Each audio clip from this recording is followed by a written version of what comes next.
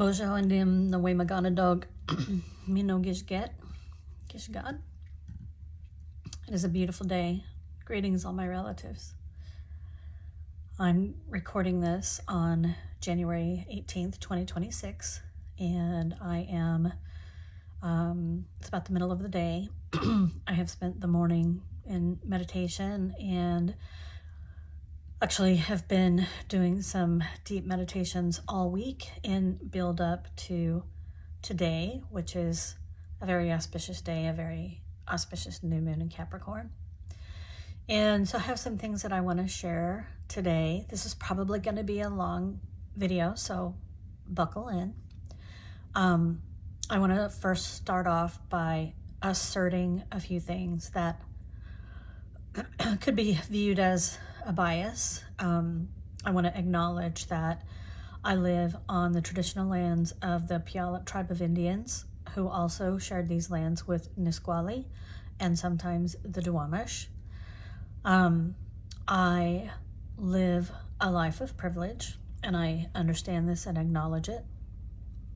And I try to be cognizant of it whenever I put any words out that might sound preachy.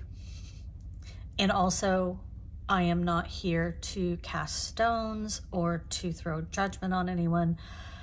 I just think we're being called to a really powerful time right now. And since I do totally believe that grace is our human superpower, everything that I can see happening in the world right now leads me to believe that we should work more diligently toward defining, understanding, digging into the deep pools of grace that exist within each and every one of us. So I have a lot of stuff that I want to talk about today. Some of it I'm going to read to you because I've been writing it, trying to get the thoughts out and get it clear in a way that makes sense. So this might be frustrating if you don't like being read to, and I apologize, but that's kind of how I do, and that's what I'm gonna do. So rest assured. So just to let you know what we're going to talk about, we're going to talk about what we're facing, what I think we're facing. I'm going to dip into some Bible verses from my time as an evangelical youth. I've said it before, I am a recovering evangelical, and I stepped away from that dogma decades ago. That doesn't mean that I don't see the value in those words. So we're going to talk about those things because I think there are a couple of verses that are like really critical to our ability to lay claim to our grace outside of the religious paradigm and use that grace to help heal the world. So there's going to be some of that.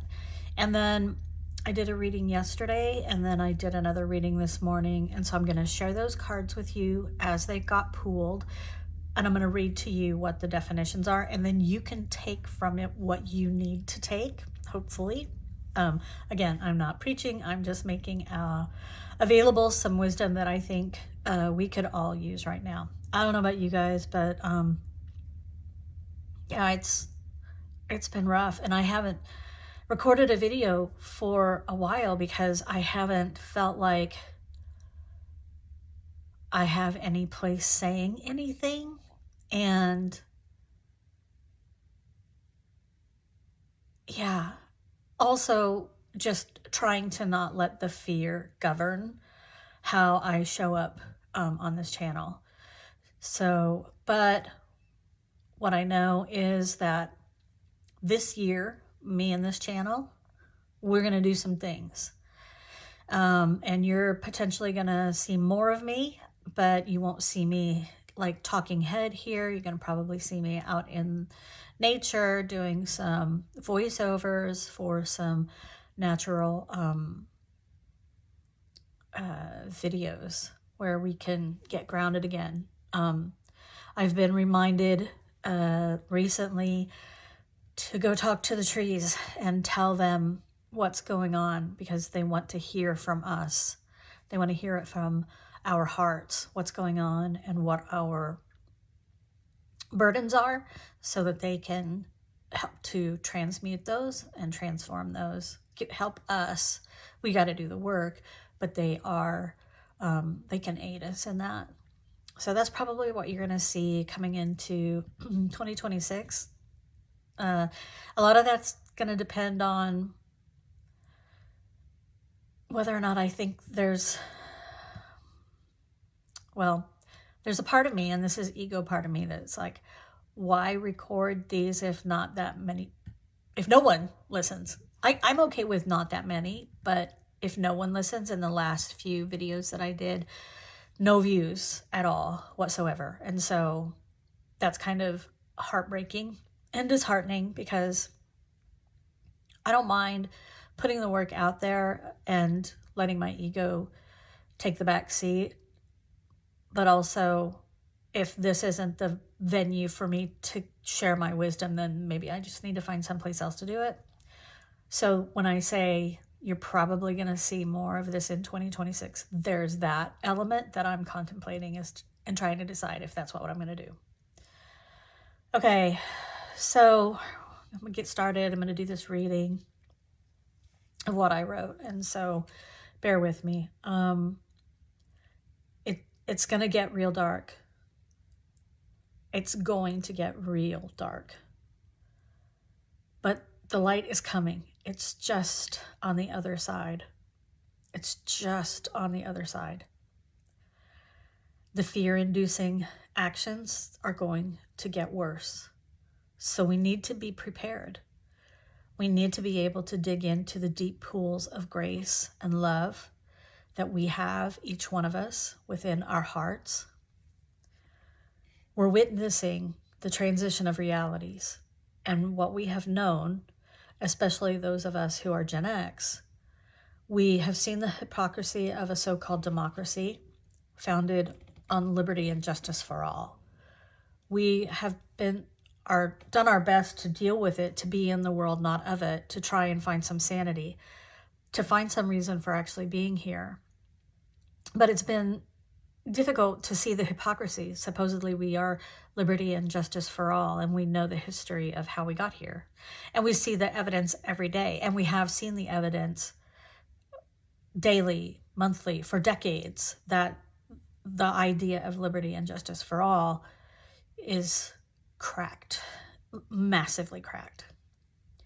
I believe that Gen X are super generators of grace, inherently, that we have these deep, deep pools, blue pools of grace that we dip into, and we have always been into dip into those and use those to navigate the world.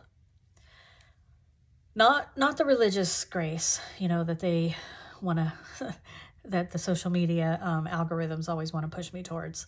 I'm not talking about the religious grace. It's adjacent to that, but I'm actually talking more about our human ability to have grace. So most of us have seen through all the bullshit, over the few decades, and we chose to live with truths that were aligned with grace. We consciously made those choices. And I've been thinking about some scriptures lately, as I mentioned before, since I grew up in the evangelical world during my normative years. And even though I denounced that religious dogma decades ago, I still do see the truth in some of those words. And for me, Christ is a very, very important element of my spiritual journey on this path. But again, not Jesus, not Christ as defined by modern Christianity, the Christ that I came to know when I was a teenager at my heart level. And even though I've walked away from traditional religious practices and dogmas, I still have that relationship.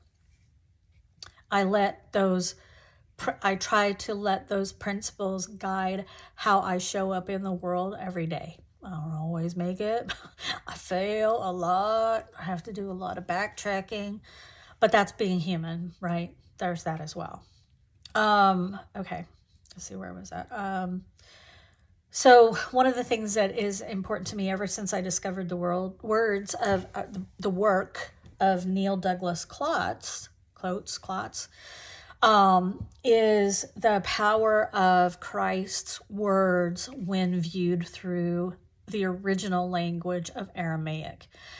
And some of the words I'm going to share with you today aren't, what's the word I'm looking for? They're not strictly Aramaic. They are translated through a Syriac Aramaic lens, but they still do have power. And I'll get to that. So anyway, I love to discover the words in the original Aramaic.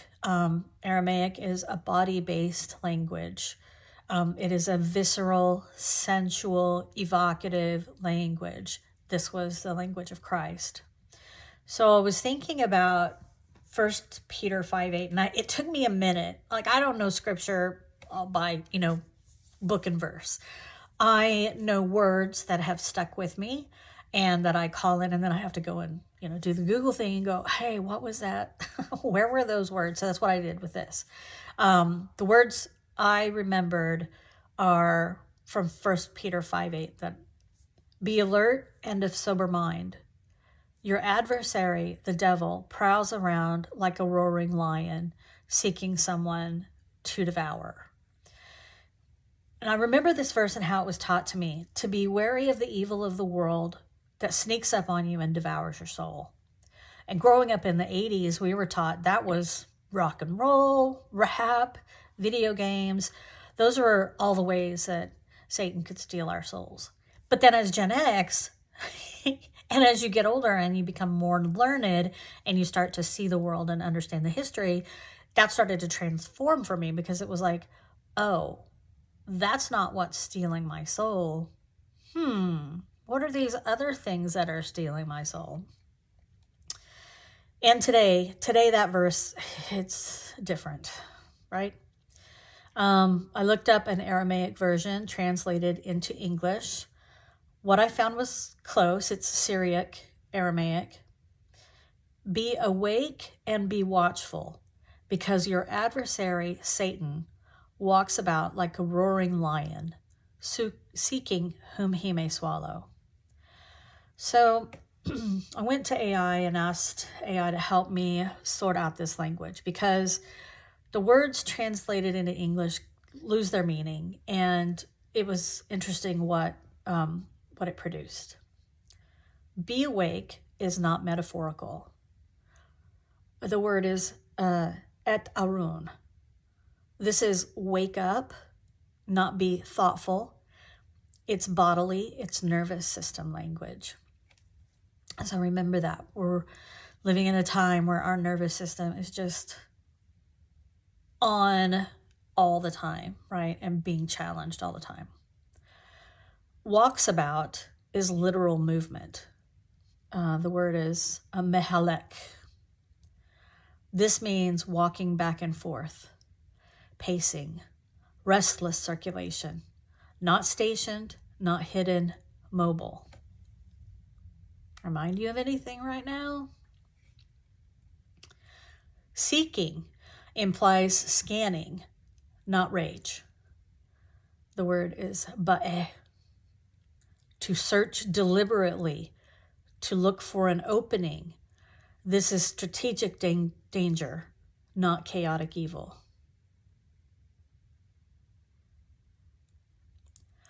Swallow is totalizing. The word is nebla. Not attack, not harm. Consume whole. Remove from continuity. End a story mid-sentence.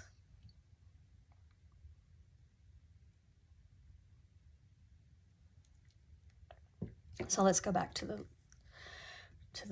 verse.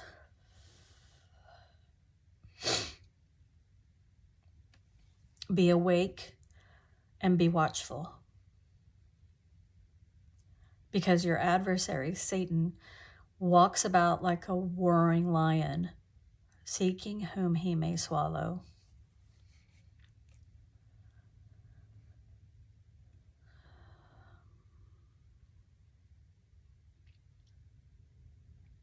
This is where people later feel snatching people out of their lives.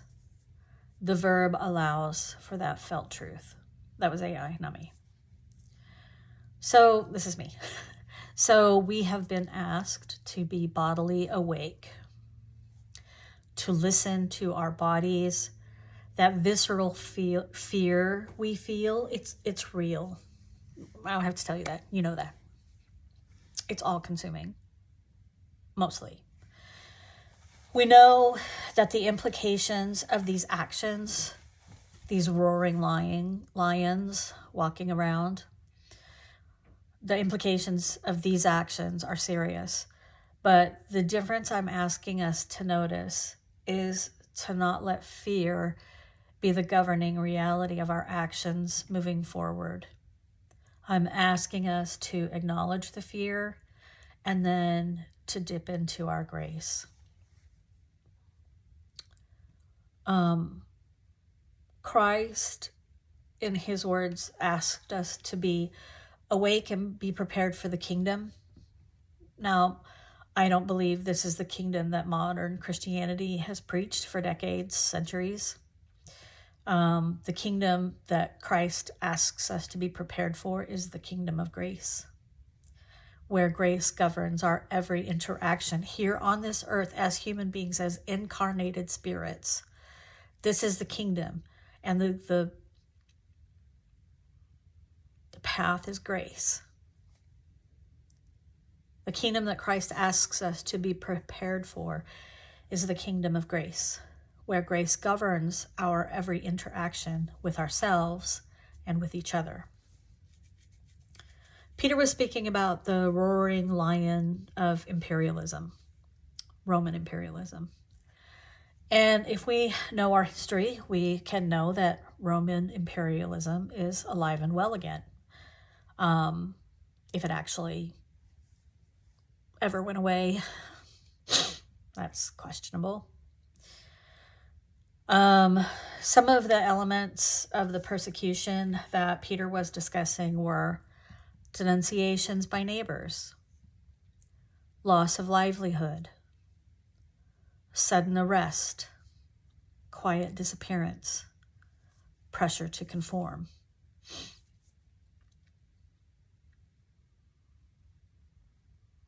And here we are.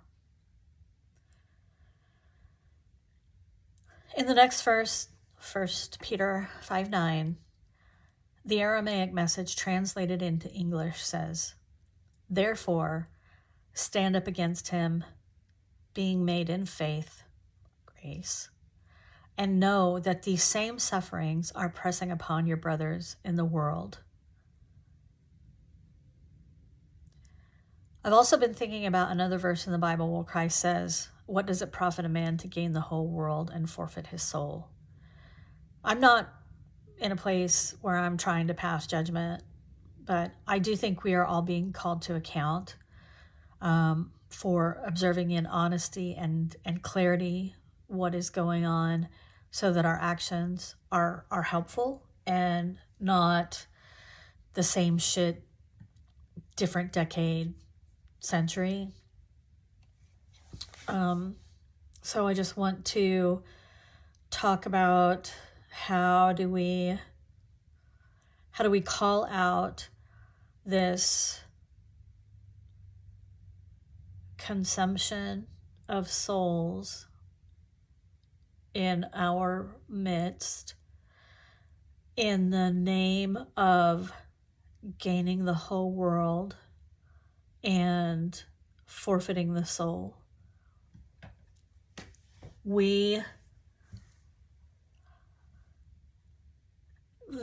The first thing about winning the battle, winning the war, is knowing your adversary and knowing what drives them and what they've already planned for and what they've gamed out. And I've said this before. I think that what hasn't been gamed out is our ability to have grace, to live in grace, to be gracious with each other, to be gracious with ourselves. That is the one thing they're not prepared for, because they cannot contemplate what grace is.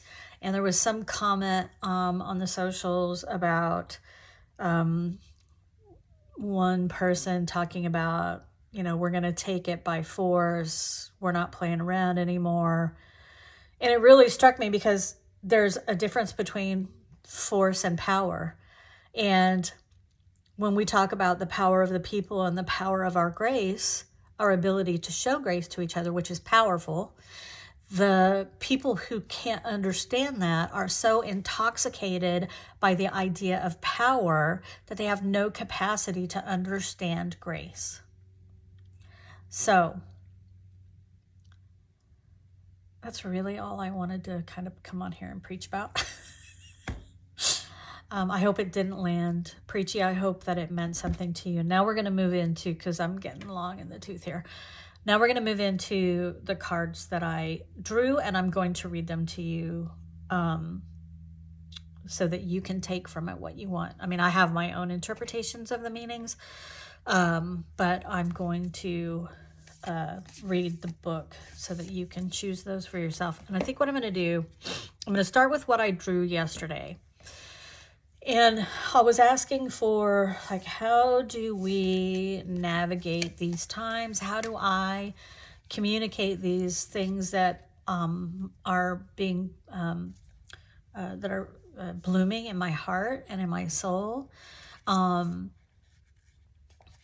do I get these messages across? So I drew from Denise Lynn's Soul Coaching. Okay, you can see that. And the first card that I got was compassion. Can you see that? You see that image? That's just gorgeous. And then the second image was transformation. Beautiful, beautiful images. I love what it evokes for me. I hope it evokes something amazing for you. And then the third card was miracles. And I was like, okay, thank you. I appreciate that. All right, so let's read on those real quick. This is going to go long. I hope you can stick with me, because I got 2 other decks here. I've got 3 cards from Rebecca Campbell's Starseed Oracle, and then I got 3 cards from the Sword of Light Oracle, which is Archangel Michael. And I don't know how to put times on these, so I'm sorry. You'll just kind of have to bear with me. But all right, so let's get in. Let's go and read what compassion says. The card meaning, you're a deeply compassionate being. Allow the light of your goodwill to shine to the world. It's really, really tough right now, but we can do it. We absolutely can do it. Accept the care that the Creator has for you. You're loved and immensely lovable. Your soul wants you to know true compassion starts with yourself. Gently, lovingly, and unconditionally accept yourself just as you are. It isn't necessary to be perfect, and there's no one that you need to please but your higher self. The more you can release judgment and negative beliefs about yourself, the more true compassion you'll have for others. Be gentle with yourself and cherish who you really are. It's time to release guilt and shame because they no longer serve you. Forgive yourself and others. Anytime you notice a negative thought about yourself crop up, immediately replace it with a positive one. The vibration of compassion. This is the affirmation. The vibration of compassion shines through my every cell. A little editorialization on that. I think that one of the reasons why this stands out for me as a very important card for right now is that we are all walking wounded, and we have been walking wounded for a long time. We've been gaslit, we've been ostracized, and we have internalized so much stuff, so much trauma. And now we're being called to be safe in our own skin, and to do that we have to have compassion for ourselves before we can have compassion for other people. That's not an absolute statement. We can definitely have compassion for other people, but it's not as strong if we don't also have compassion for ourselves. That's how I see that. And this one thing that popped up for me was like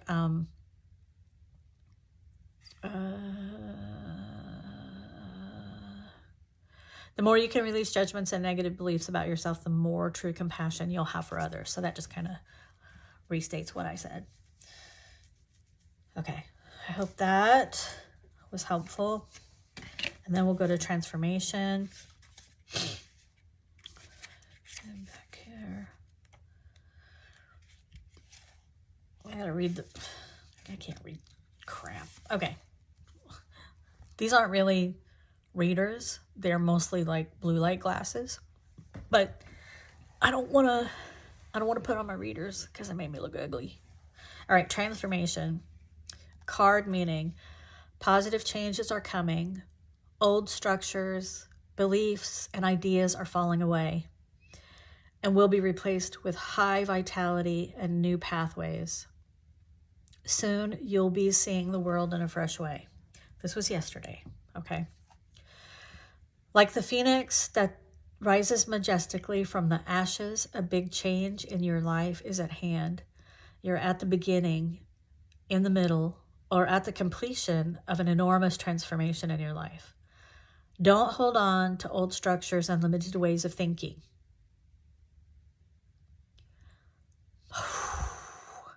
Even if it looks as if you're in murky waters, this is only the clearing that occurs just before rebirth. It's all for your highest good. Affirmation. I am joyously centered and safe as wonderful changes occur around me. It's gonna get dark, but we got this. The light is just on the other side, and things are gonna change. And for some of us, that is good news because we have seen the hypocrisy for decades, and we're ready for something that is actually more just and more life-affirming. Okay. That's my editorialization there. Again, that transformation. See that light? See that light coming through there? Just gorgeous. Okay. Miracles. I'll get to miracles. Doorway. Look at that door. And see how it's light on the other side of the door, but it seems dark inside of the doorway. Card meaning. Miracles occur in your life every day. Watch for and embrace them. As you notice and accept the small wonders in your life, greater gifts will grow in abundance all around you. And I think this is really important right now because what we're seeing is, in my opinion, is when we see people actually standing up and bringing their good hearts and their grace, those are miracles. Every act of grace is a miracle and it strengthens us. Okay. Your soul wants you to know, expect miracles. Praise and celebrate them when they appear, no matter how small. Be open to allowing the Creator to solve challenges for you in mysterious and wondrous ways. Trust that everything is unfolding graciously and perfectly in your life, and let go of fear and doubt. Don't limit the way that miracles can appear in your life by having expectations. Be open for them to appear from sources beyond your imagination. The affirmation is, my life is a miracle. It's so hard. When I say this, let go of fear and doubt, I'm not being Pollyanna. Like, I struggle with that myself. It's so easy to get caught up in this, especially when we're talking about monumental changes that are on the horizon. We don't know what's on the other side. We don't know what that looks like. This is why grace is important, because if we can trust each other, even if we don't have evidence that there's a reason to trust each other, if we can see each other's grace, that can help eliminate the fear. That's what I think. I mean, I could totally be wrong. And please tell me if you think I'm wrong, because I'm open to suggestions. Like, y'all got stuff to say too. So, okay, let me get another. Okay, so then This morning I got up, I'm like, this is a big day today. Got to dive right in. But then the sun was beautiful this morning and the light coming into the house was beautiful. And I needed to take advantage of that light to photograph some stuff for my Etsy shop. And it took me a few hours to actually sit down and say, okay, I still haven't written very much in my journal, like 2 lines. Because I was like, I'm gonna pull these cards first. And then I'll write. Okay, so I pulled from Rebecca Campbell's The Starseed Oracle. I really love her work. I love the artwork that she puts in. And the first card was Star Family. Star Family. Okay. And then the second card was, wait for it, A New Earth. Can you believe it? A New Earth. Yes, please. And then this third card knocked me right on my butt. I'm sorry. And immediately, the bottom says defenselessness, righting past wrongs, uprooting. And I was like, no, that's about something else. And the book affirmed that. But for me, that was like, this is us acknowledging our part, no matter how small, whether conscious or unconscious. And I'll read this to you. This is what I thought before I read the meaning. This is about us apologizing for our part in the brokenness of the world. Okay, bear with me. Okay, so we'll do A New Earth. Let's see if I can do this without... All right. Oh, gosh. I gotta change. The writing in this is just like too tiny. I can't read it. All right. I'm gonna put on my ugly glasses. Ta-da! Hello, it's me, a nerd. Okay, A New Earth. It's happening. Keep holding the vision. Don't give up now. Wait, no, that's not the first one. Sorry. Back up. Star Family. We'll come back to that one. Star Family. I think that's important. So that was the first one. Star Family. Okay. Yes, and this is why I had to go back. You're part of a team of souls. Call in support. At some stage, we were each a part of a soul cluster, a gathering of souls who broke away from one another to experience themselves individually. Those who are part of your soul cluster are part of your star family. Your star family are those souls who are cut from a similar cosmic cloth. You haven't just experienced lifetimes together. Your souls were actually once one. It's very common for star family members to incarnate at similar times, to work with anchoring a similar frequency of light, and to cross paths with each other. You know that someone is part of your star family when you feel like you know and remember them from the moment you meet.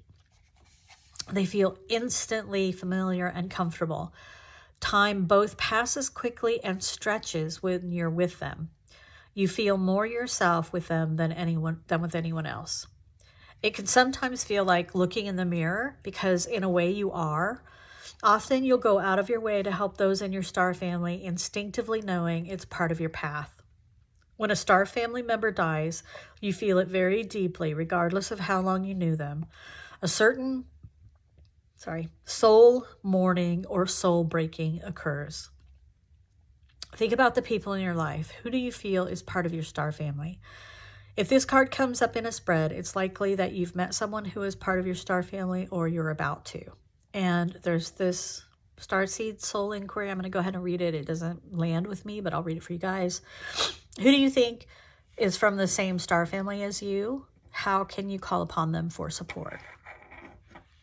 And I know some people who are in my star family, and I interact with them regularly, so I got that going for me. So I think why this really hit for me today is that as more and more people show up to these events in support of each other, people they've never met, people they have no connection to, the more and more we show up as strangers, the more we're going to see that we're actually all part of the same star family or adjacent star families. And so I think it's really important when we go to these, that's why it's so important when we go to these events, that yes, we understand that fear is like right there. Like fear is, holding is like on our shoulder. That's a good way to put it. We've got fear on our shoulder. But grace, man, get into those deep pools of grace that you got. Just get in, let that fear, kind of be dissuaded a little bit, because you're going to meet your star family. You're going to meet people who you're there to do good work together. All right? Okay, so that was star family. Now we're going to go to a new earth. Yo. And it says, be prepared. I can't do it that way. Be prepared. It's happening. Keep holding the vision. Okay, back to the beginning again. Don't give up now. You're closer than you think. I know it's hard to hold the frequency of a new age when it feels as if so much is crumbling and so many are losing faith. This is your sign that you're facing the right direction. That's like too much face there. You have a great gift in being able to see the potential of things before they exist. Tend to the new seeds. Dream them into existence. Don't lose faith now. Keep your focus fixed. Planting new seeds and bringing about a shift of the ages is no mean feat. It requires extreme trust and a radical vision. If you pull this card, it's a reminder to have faith. You chose to be here to be part of this global shift, whether you're bringing about through prayer and meditation or through working on a new project, job, or creation. Keep going. Or showing up for people you've never met and blowing your whistles. Keep going. It's happening. Don't give up now. The world needs more dreamers like you. Don't give up now, and don't give up when it gets super dark, because it's going to get super dark. Keep holding on. The world needs more dreamers like you, more people with hope in their hearts. The road ahead may not be plain sailing. Ushering in a new age in times of change never is. You're being encouraged to remember that what you've been working toward for so long is almost here. Almost here. Just on the other side. Don't question yourself now. Don't waver. Dig your devotion deep. Dig into your grace pools. For if you do, in the not too distant future, you'll be able to sit back and watch all that you've so carefully planted and nurtured grow and bloom. It's possible. Keep focusing on your dreams. You're closer than you think. How can you keep holding the vision? And so I want to say, like, some of this card, right? Some of this is like, it's like self-help. No, this has a deeper meaning, and it absolutely applies right now, in my humble opinion. Okay. Now, I'm sorry. And so, like I said, as soon as I saw this was like, are you familiar, if this has been kind of controversial recently, and justly so, the practice of Ho'oponopono, where the premise of offering your request for saying sorry, even though you might not have been responsible for that particular thing. This is what it reminded me of. So let me go here real quick. I had to take a drink of my tea as well. Okay. I'm sorry. We're living in divisive times. When we're hurt and triggered, we tend to see things as a personal attack rather than an opportunity for healing. If we're to find true peace and unity, we need to drop our defenses and see things outside of right and wrong. As souls, we intrinsically remember unity and yearn for it here on earth. Perhaps this is why it feels so painful when we experience the opposite. But it's crucial to remember that we can't simply bypass reality and pretend that unity, love, and forgiveness are here. This is one of the greatest challenges for starseeds. To bring about unity, we must first acknowledge the ways in which both we and the world have been divisive, personally, ancestrally, and collectively. The shadows, hate, wounds, separation, severing, wrongs, and sadness. You may be called to explore how you, your ancestors, or your society have, consciously or unconsciously, inflicted pain on others, to find a way to drop the armor around your heart and see things as they truly are for all people. To say I'm sorry with an open heart and mean it. To be part of the healing rather than the perpetuation of inherited conflict or oppression. This isn't about blame. It's about unwinding the patterning that got us here. You may be called to devote your time to causes you believe in or do healing work on your ancestral line.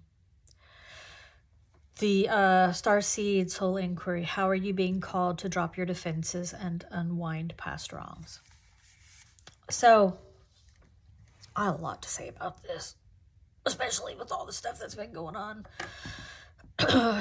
with people who are absolutely doing everything in their power to undo the truth-telling that's been going on for, I'll say, the last 2 decades.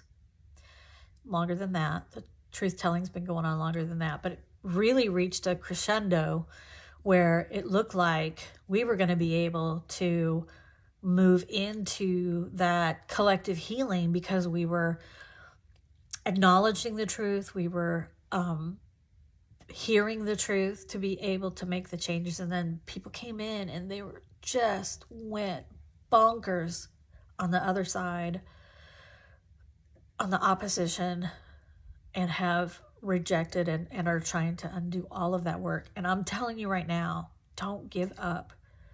Don't give up. Those are the last gasps of a system that is being so clearly revealed for its unjustness, its oppression.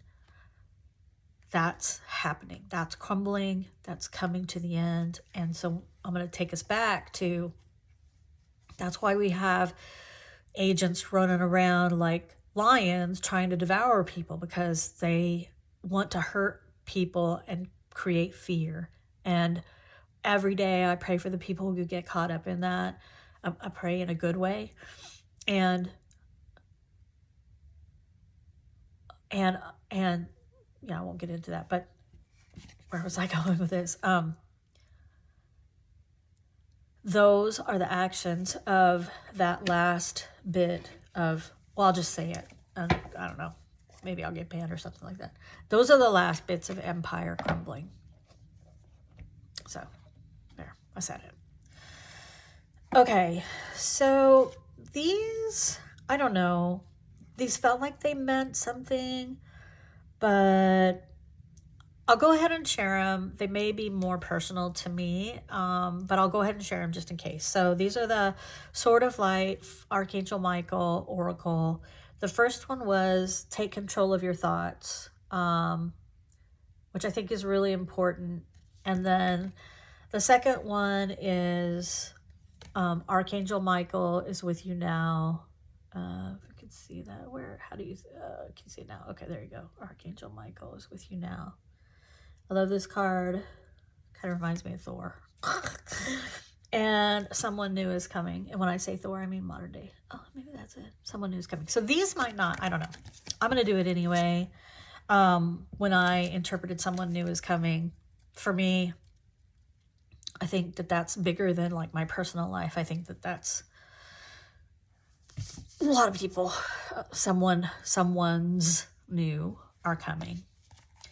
Okay, so I'll go ahead and read these, and like I said, you take from them what you need, and if it doesn't land with you and you gotta like try to make it work in your system, just leave it alone.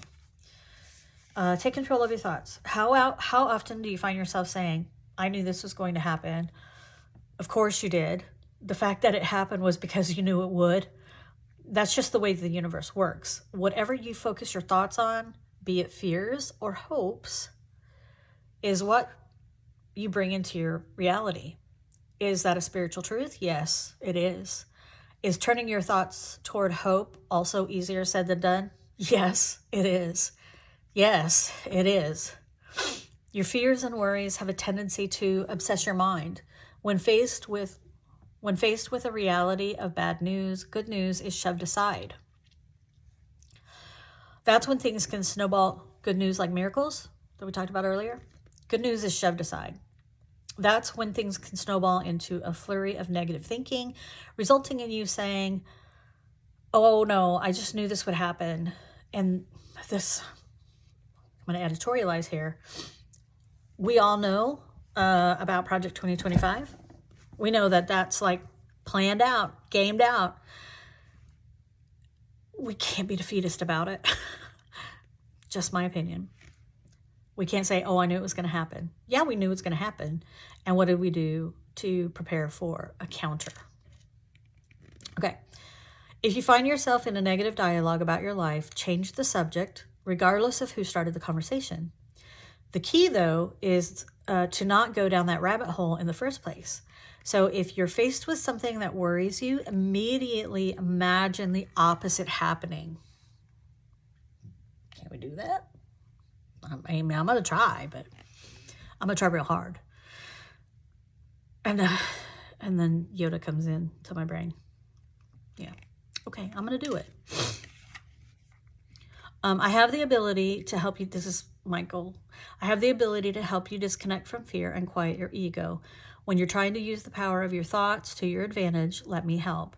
With some serious practice, you'll be expecting only the best in your life. Then you'll no longer be amazed when good things happen.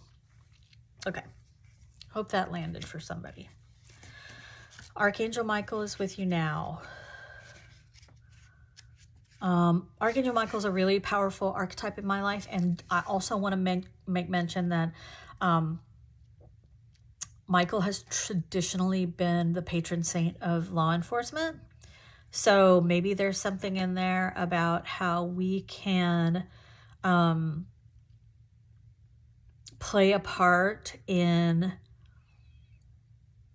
reframing Michael's protective energy without it being attached to law enforcement. Maybe? I don't know. Think about it. Tell me what you think in the comments. Okay. In this moment, I am actively helping you to accomplish what you asked about. I am in communication with your guardian angels, with my archangel brothers and sisters, and with Source. We are coordinating our efforts on your behalf. Take a deep breath and try to let your worries on this topic fade away. There's no need for you to pause your plans. You can continue to move forward with confidence and in peace. If you do feel a need to take a break or rest, however, this is a perfect time to do so. I'm going to talk about that in a minute. Your guardian angel team and I will make sure that things energetically continue to move in the right direction. Remember, my sword of light is always available to you to remove any blocks on your path. Know in your heart that all is going to be okay. As always, you can ask for my assistance at any time. And if you need a sign that I'm with you, you can ask for that too. Okay, so taking a rest. Not everybody can be on the front lines all the time, 24/7, 365. There are people that it's like a cycle. Go to the front, go to the back, get refreshed. Go to the front, go to the back to get refreshed. Go to the front, go to the back.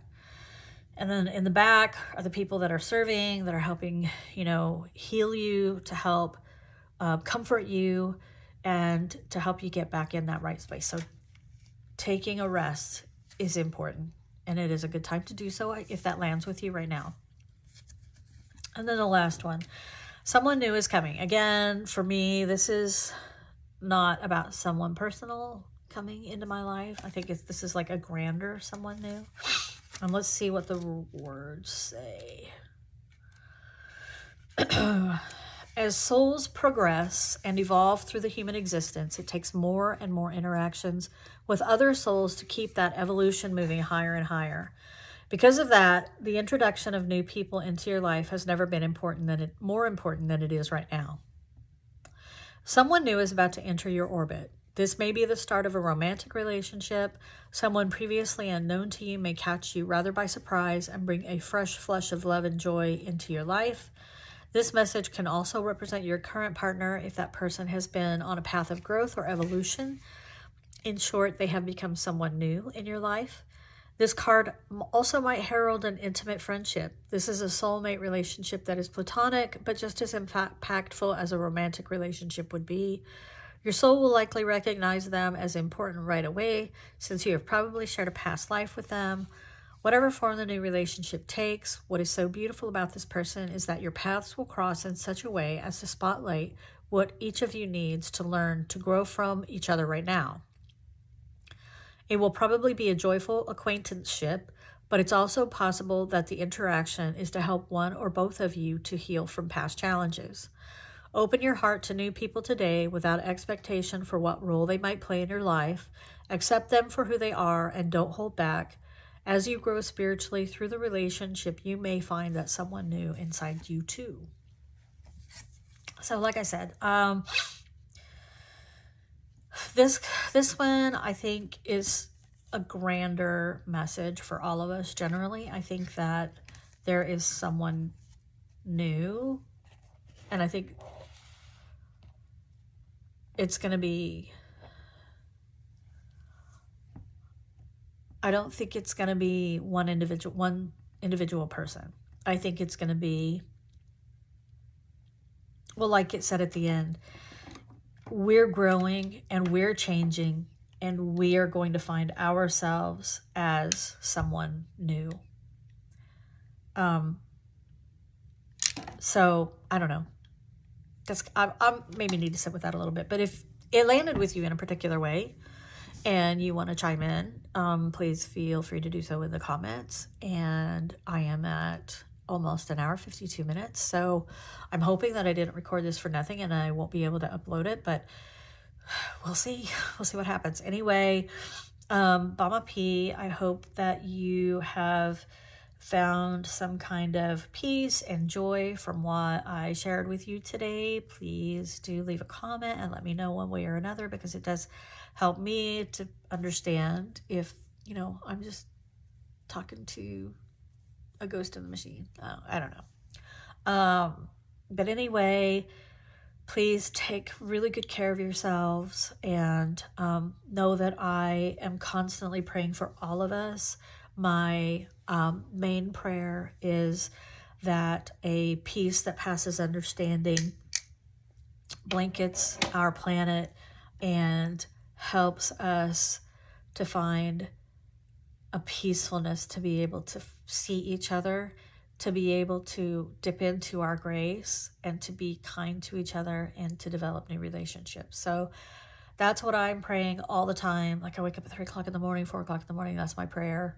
And I use that word. I'm not a pray person, like meditation, whatever. It's all the same thing. Anyway, so Mama P. And yeah, I'll see you soon.